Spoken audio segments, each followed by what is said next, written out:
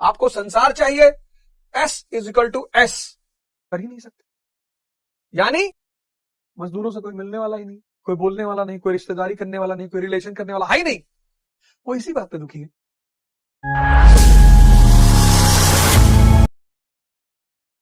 दुनिया 98% सुख की तलाश में है,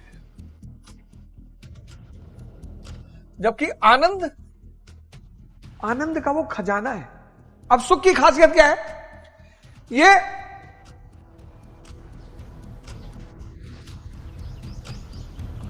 अस्थाई है। क्यों अस्थाई है? क्योंकि दूसरे पर निर्भर है।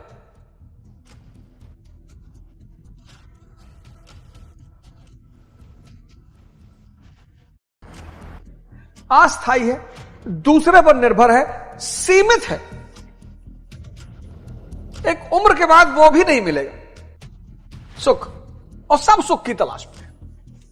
सब, जितने लोग सुख की तलाश में, सब परेशान। आनंद अस्थाई है, एक बार आ गया तो फिर नहीं जाएगा। अस्थाई है, वैयक्तिक है, पर्सनल। आनंद स्थिति है, असीमित है, चेतना का स्वरूप है, आत्मा का स्वरूप है। सत चित आनंद, न बंधु न मित्रम न गुरुओ न शिष्यम, चिदानंद स्वरूपा शिवोहम शिवोहम।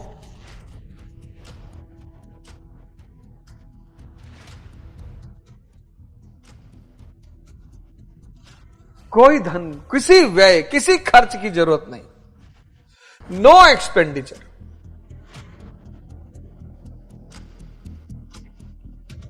संसारी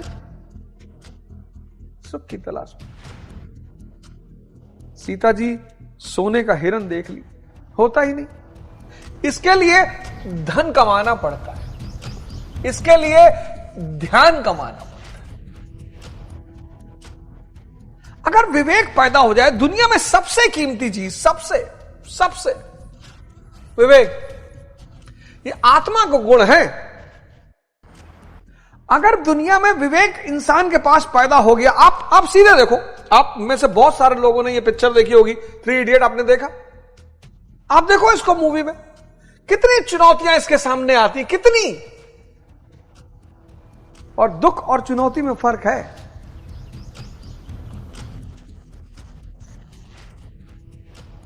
इसके सामने पहली चुनौती कौन सी आई? रैगिंग वाली।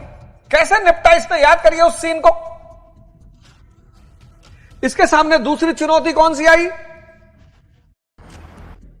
जब वो डीन कहता पढ़ाओ, समझाओ हमें, आज तुम पढ़ाओगे। तीसरी चुनौती कौन सी आई? कि दोस्त फेल ना होने पाए। चौथी चुनौती कौन सी आई? Examination hall.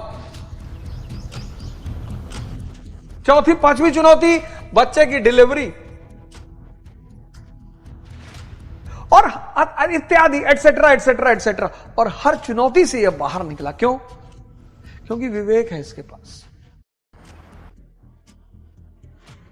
और तुम विवेक के विकास पे ध्यान ही नहीं दे रहे हो।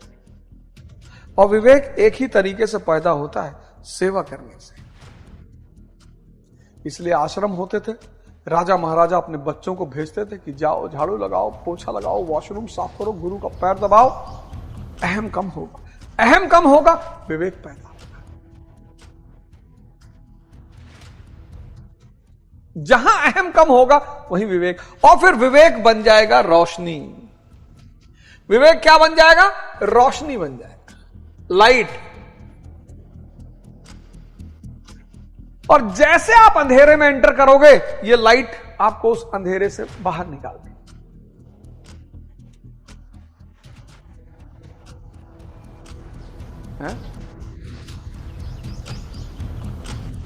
निष्काम कर्म या बुद्धिज्म का प्रतित्व समुत्पाद, दोनों एक ही है। सारी इच्छा, आप जो चाहते हो वो इच्छा आपकी पूरी होगी। बस सूत्र जो बता रहा हूं उसको लगा लो आप। तो यह है थ्योरी ऑफ कॉसेशन, कार्य कारण का सिद्धांत। आपको संसार चाहिए, S = S,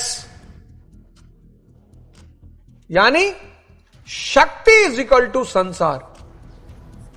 सबने शक्ति को भगवान कहा, हिंदू, मुसलमान, ईसाई, बौद्ध, सब। अब अगर आप संसार की चिंता करोगे यानी फल, तो कर्म से तो वंचित हो जाओगे आप। और एक बार शक्ति इकट्ठी हो गई तो संसार ना मिले ऐसा संभव ही नहीं।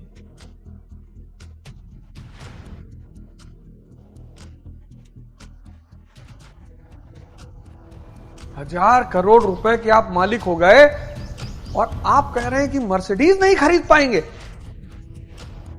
अब जो मर्सिडीज की चिंता कर रहा है उसके पास 1000 करोड़ आएंगे ही नहीं। जो संसार में उलझा हुआ है उसके पास संसार आएगा ही नहीं। निष्काम कर्म, शक्ति का विस्तार करो, मन की शक्ति, शरीर की शक्ति। जब शक्ति पैदा हो जाएगी, शक्ति का परिणाम है संसार। इसको सोचने से यह नहीं मिलेगा, लेकिन इसको करने से यह मिल जाएगा। क्योंकि संसार क्या है? शक्ति का परिणाम। 98% इसमें उलझे हुए हैं, 2% इसको समझते हैं। तुम सोच के देखो, मन की शक्ति, शरीर की शक्ति पैदा हो गई, शक्ति का परिणाम है संसार।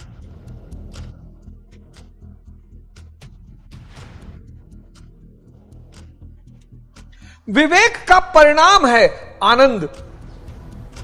विवेक का परिणाम है आनंद।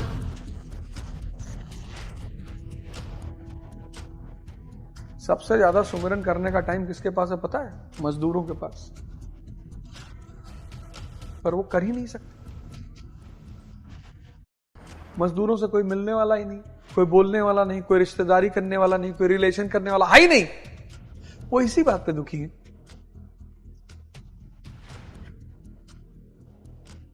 कि हमारा कोई रिश्तेदार नहीं है। बहुत सारे स्टूडेंटों को मैं देखता हूं, बहुत परेशान रहते हैं, हमसे कोई बात नहीं करता, कोई दोस्त नहीं, कोई गर्लफ्रेंड नहीं, कोई बॉयफ्रेंड नहीं। अरे तपस्या करने का समय है पार्थ। ये तपस्या, जब जीवन में कोई तुम्हारे करीब ना हो तो समझ जाना कि तपस्या करने का समय है,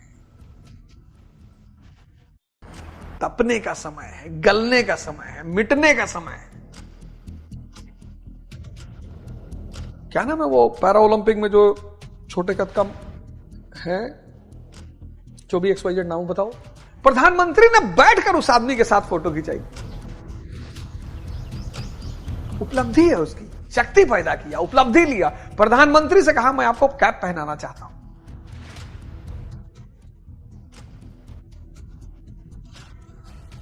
किसी की मजाल है, और प्रधानमंत्री का सहृदयता देखो, बेचारे बैठ गए जमीन पे। प्रधानमंत्री की सहृदयता, बेचारे जमीन पे बैठ गए कि बैठा है तो पहनाओ यार, बहुत अच्छी बात है, वाह।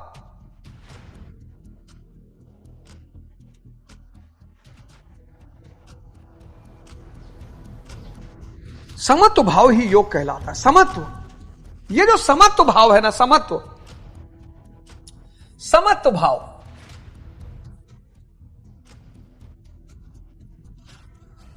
सुख दुख,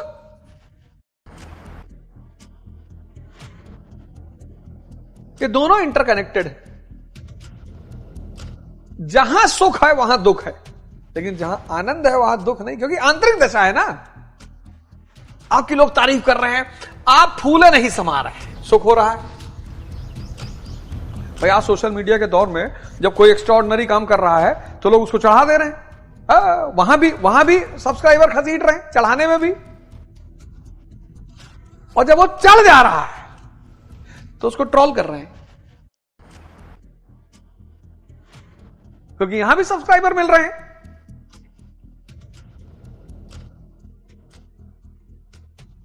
सुख दुख, तारीफ और बुराई, जो भी आपकी तारीफ कर रहा है वो मौके की तलाश में है। जिस दिन मौका पा जाएगा, पहला वही आदमी होगा जो आपकी बुराई करेगा।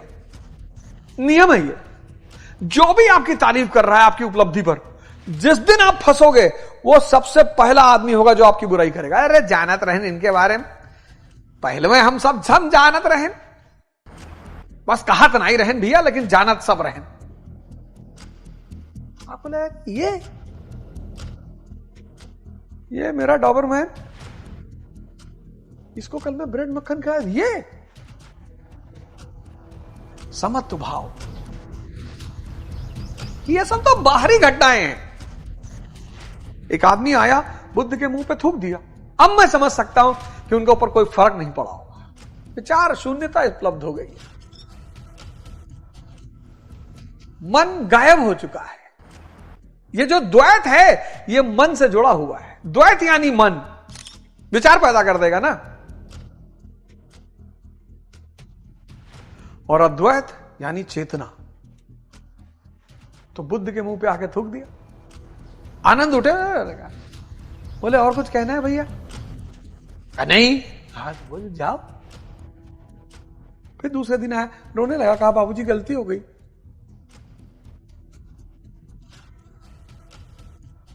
कि ताकत आ जाओ, मंत्र पढ़े हो, पानी ले आओ, मारे तुरंत, और सब दुश्मन हमारे सारे दुश्मन तुरंत बकरा बन जाए। ज्यादातर लोग जो महाराज जी के आश्रम में आते हैं या किसी बड़े संत पुरुष से मिलते हैं तो वो जादू देखना चाहते हैं। जादूगर है, करिश्मा नहीं दिखाई पड़ता, आंख नहीं खुली है तुम्हारी, इतना बड़ा साम्राज्य, बड़े से बड़ा और छोटा से छोटा आदमी सेवा में तत्पर है। किसको? उस चैतन्य को।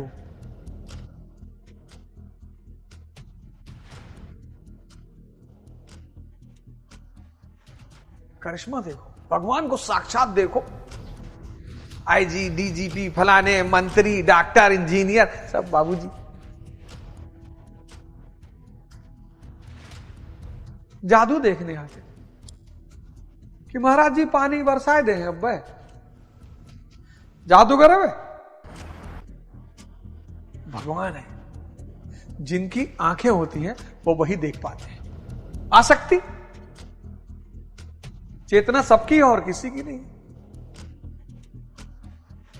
आसक्ति विषम बनाती है, फल विषम। मैंने कहा ना, जो संसार के बारे में सोचेगा वो शक्ति का विकास कभी कर ही नहीं पाएगा। प्राप्ति अप्राप्ति की करी, आईएएस की तैयारी करी, बनब की ना बनब, तैयारी अगर कर लोगे ना कायदे की, आईएएस की, तो कुछ ना कुछ तो बन ही जाओगे और बहुत अच्छा बनोगे, शानदार वाला। अब योग जब आपने शुरू किया, भजन शुरू किया, बहुत सारे लोग, योग बहुत प्यारा शब्द, योग, आपने भजन शुरू किया। तो जब आपने भजन शुरू किया यहां, तो बड़ा विचार मन में चल रहे हैं, भजन करेंगे शादी हो जाएगी, भजन करेंगे लड़का पैदा हो जाएगा, भजन करेंगे। और योग एक पराकाष्ठा है जहां ये सारी विषमताएं खत्म हो जाए, आत्मस्वरूप का दर्शन हो जाए, द्वंद्व खत्म, भ्रम खत्म। आज का सबसे जलता हुआ टॉपिक नशा, आज का सबसे जलता हुआ टॉपिक जुआ, आज का सबसे जलता हुआ टॉपिक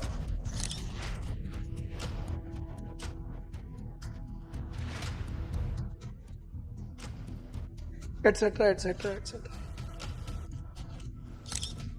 ये क्या है? ये अवरम कर्म है।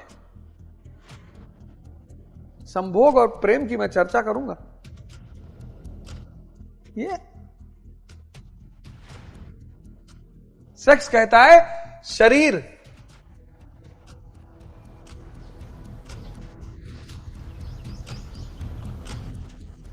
शरीर तो मैटर है, शरीर से शरीर का संबंध मात्र वैश्यावृत्ति है। संभोग, शरीर, आप विवेक लगाओ, शरीर, शरीर का शरीर से संबंध, शरीर क्या है? मैटर है। सेक्स सिर्फ शरीर की बात करता है।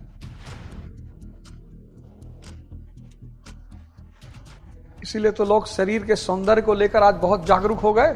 सब गोरा होना चाह रहे हैं, सब आकर्षित दिखना चाह रहे हैं। साफ सुथरा रहो। संभोग प्रेम है, दो चेतनाओं का संबंध था। संभोग और प्रेम बड़ी अजीब स्थिति है। ये मरे जा रहे हैं लोग। ये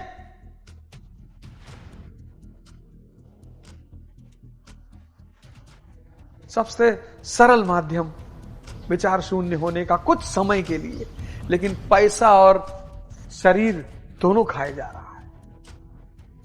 ये अवरम कर्म है। अवरम कर्म, अवरम कर्म, निकृष्ट कर्म।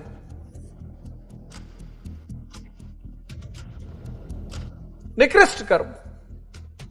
और ये बुद्धि योग, विवेक से बहुत दूर है। आज तुम देखो, जैसे जैसे समाज में विवेकशीलता कम हो रही है, वैसे वैसे समाज का पतन हो रहा है।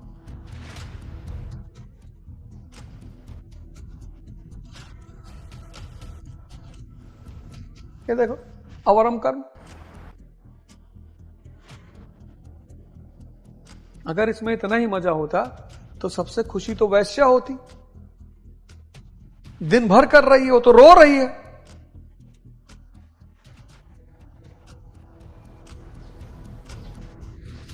वो तो रो रही है।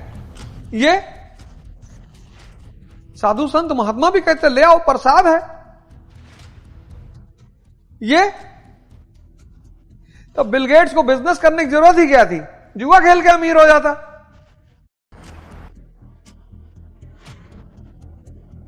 विवेक वही लाइट बनेगा। जितना सेवा करोगे उतना विवेक पैदा होगा। तभी तो मैं तुमसे कह रहा था, मां बाप का चरण छुओ। इस देश में एक बहुत बड़ी विधा डेवलप हुई थी, पैर छूना। बाद में कुप्रथा बन गई। आज तो लोग ऐसा पैर छूते हैं किसी का भी। डीएम साहब से मिलने गए, डीएम साहब का पैर छू लिया। रिश्तेदार है तुम्हारे? नहीं भैया। विधायक जी मिल गए, विधायक जी का पैर छू लिया। अरे प्रणाम कर लो यार, नमस्कार कर लो, उसमें भी उतना ही प्रेम है। झुकने का मतलब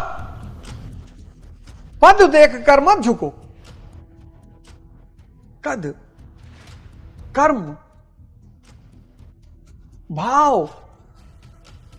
अगर एक रिक्शा वाला तुमको ज्ञान दे रहा है, तुम्हारे जिंदगी को सही रास्ते पे ला रहा है, उसका पैर छू लो। जो भी आदमी तुम्हारी जिंदगी में रोशनी पैदा कर रहा है, उसका पैर छू लो। मां बाप तो भगवान ही है। भगवान कौन? जो बिना किसी हित के आपका ध्यान रखे, वो भगवान। उसमें से मां बाप भी आते हैं।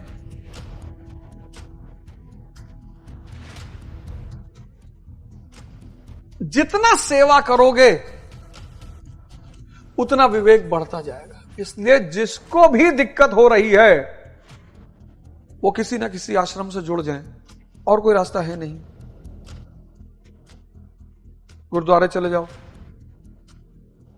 आश्रम नहीं जा पा रहे हो, अपने मोहल्ले के गुरुद्वारे में चले जाओ। झाड़ू लगाओ, पोछा लगाओ, लोगों को पानी पिलाओ, खाना खिलाओ। उनका वो जो, और ये मत सोचो ये सिखों का है। कोई धार्मिक स्थल किसी की बपौती नहीं है, सबकी है, मानवता की है। गुरुद्वारे चले आओ, वहां जूता उता जमा करते हैं, जूता लो, कागज कपड़े से साफ करो। मस्जिद चले आओ, झाड़ू लगा दो, पोछा लगा दो। नमाजी आते हैं, उसमें से कोई बुजुर्ग है, उसका हाथ पैर दबा दो। मंदिर चले जाओ, चर्च चले आओ। तो सेवा करोगे, अहम घटेगा। अहम घटेगा, विवेक बढ़ेगा। और एक बात जो तुम्हारे अंदर मजबूत होने लगेगी वो ये है, सबसे बड़ी बात, कि मुसाफिर है यार। मुसाफिर हूं यारों, न घर है ना ठिकाना, हमें चलते जाना है, हाँ, चलते जाना।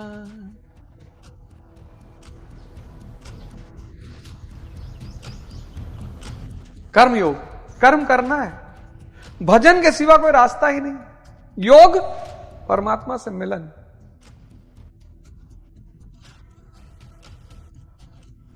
और या यूं कहें कि परमात्मा ही हो गए।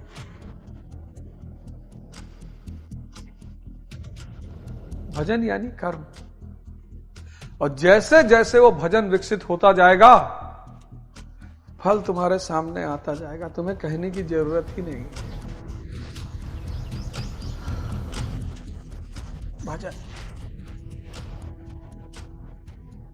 भजन भजन बढ़ाते चले जाओ, और जो भगवान दे रहा है, उस भजन का जो परिणाम आ रहा है, उसका शुक्रिया कहते चले जाओ। रुको मत। समुद्र मंथन होगा तो पता नहीं क्या क्या निकलेगा। अमृत सबसे अंत में निकलेगा। ऐसा जब भजन बढ़ेगा, जैसे ही भजन बढ़ेगा, ऐरावत हाथी निकलेगा, कौस्तुभ मणि निकलेगी। आदमी कहीं ना कहीं रुक जाता है। जैसे ही भजन बढ़ेगा, भजन शुरू होगा तो पहले विष निकलेगा। तो जब विष सारा निकल जाएगा, तब ऐरावत हाथी निकलेगा, उराश्रो घोड़ा निकलेगा, कौस्तुभ मणि निकलेगी, उर्वशी निकलेंगी। आधा ज्यादा लोग वहीं रुक जाते हैं। लक्ष्मी जी निकलेंगी, और अंततः अमृत, वो अमर तत्व आत्मा असीमित है, अनंत है, अनित्य है, अनिष्ट है।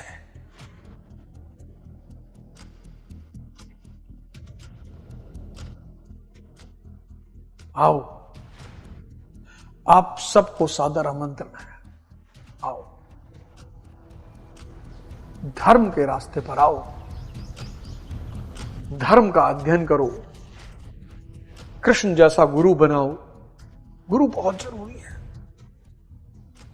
हर आदमी की राय मानोगे ना, फंस जाओगे। एक आदमी का उसकी बीवी से झगड़ा बहुत होता, तो उसने अपने मित्र से पूछा कि यार मेरी बीवी मुझसे बहुत लड़ती है। बोला अच्छा, ऐसा करो तो तुम्हारी बीवी तुमसे लड़े ना तो तुम मुस्कुराया करो। उसने कहा ठीक है। तो जब बीवी उसकी लड़े तो मुस्कुराए। तो 2-3 दिन तो बीवी देखती रही। चौथे दिन बीवी ने कहा कि बहुत मुस्कुरा रहे हो, पहले तुम्हारा ये मुस्कुराने का ही भूत उतारना पड़ेगा।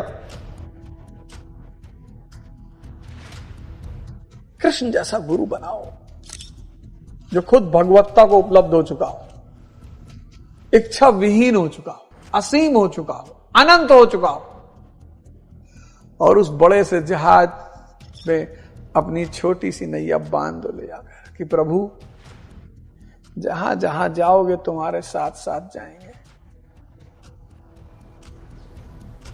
अब बचाना, अब तुम्हारे हवाले वतन साथियों। अगले एपिसोड में आपसे फिर मुलाकात होगी। जय हिंद, जय भारत।